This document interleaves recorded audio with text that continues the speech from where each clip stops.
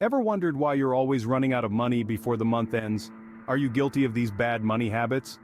We're about to embark on a journey through the labyrinth of financial pitfalls. It's an exploration of the common yet often overlooked money missteps that can keep us from achieving financial freedom.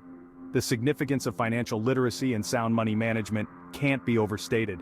If you're ready to change your financial future, stick around as we dive into these 10 bad money habits.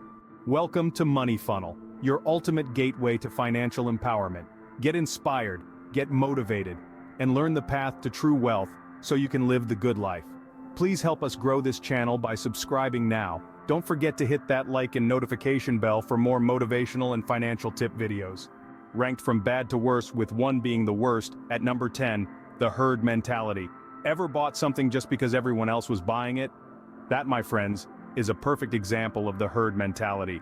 It's when we let the behavior of others dictate our financial decisions, often leading us down a path that's not in our best interest.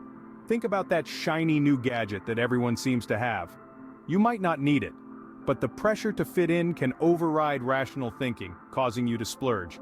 The impact on personal finances can be significant. You might end up with a pile of unnecessary purchases and an empty wallet. So how do you avoid this trap? Start by taking a step back. Do your own research, understand your needs and budget, and make decisions based on that. Remember, just because everyone is doing it doesn't mean it's right for you. Next up at number 9, the framing effect. Ever been swayed by a sale tag? The framing effect is a psychological trick that marketers often use to influence your buying decisions. It's all about presenting the same information in different ways to change your perception. For example, you're more likely to buy a product if it's advertised as 90% fat-free instead of 10% fat. It's the same product, but the framing makes all the difference. Another common instance is the sale tag. A shirt originally priced at $50 marked down to $40 seems like a steal. But would you have bought it if it was just priced at $40 to begin with? That's the framing effect at play. So, how do you combat this? Always consider the actual value and utility of the product, not just how it's presented. And remember, a deal isn't a deal if you don't actually need it. Don't let flashy sales tags cloud your judgment.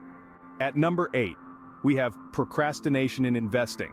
Ever thought, I'll start investing next month? Now let's get this straight. The earlier and more regularly you invest, the better off you'll be. It's as simple as that. Time is a vital asset in the world of investing. Every day, week, or month you delay investing is a missed opportunity for your money to grow. Think about it like planting a tree. The sooner you plant the seed, the more time it gets to grow. Your investments are the same. They need time to mature and bear fruit. Procrastination in investing is like sabotaging your own financial health. It's like saying, I don't need to save for my future. But we all know that's not true, right? So here's a piece of advice. Start small if you need to, but start now. Make investing a regular habit, like brushing your teeth or having breakfast. Start investing today. Your future self will thank you.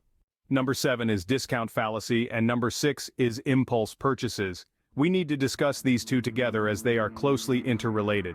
Let's dive into the world of discount fallacy first.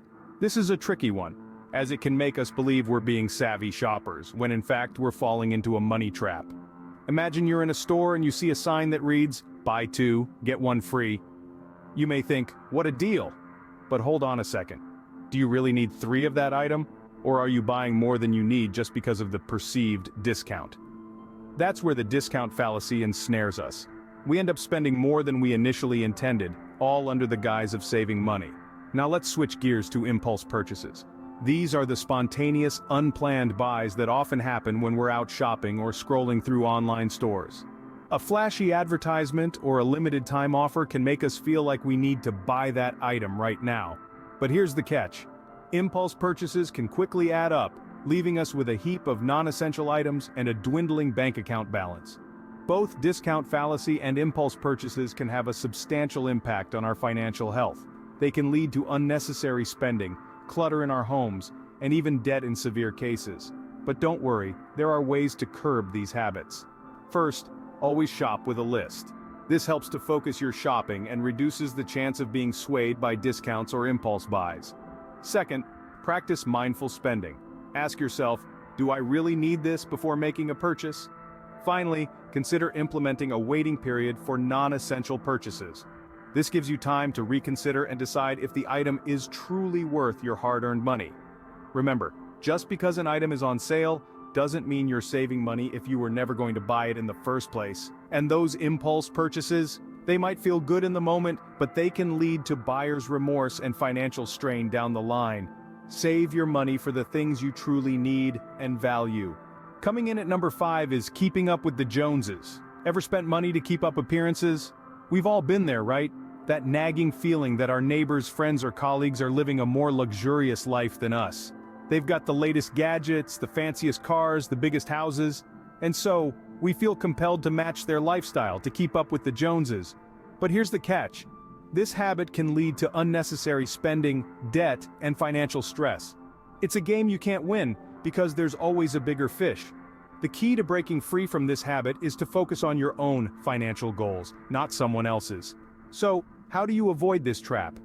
First, stop comparing yourself to others. Focus on your own goals, your own financial health. Understand that everyone is on their own journey, and appearances can be deceiving. Number 4 is the sunk cost fallacy. Have you ever spent more money because you've already invested in something? That voice in your head that says, "I've already spent so much on this, I can't back out now." This could be anything from sticking with a bad investment because you've already put a lot of money into it, or continuing to repair a car that's cost you more in repairs than it's worth.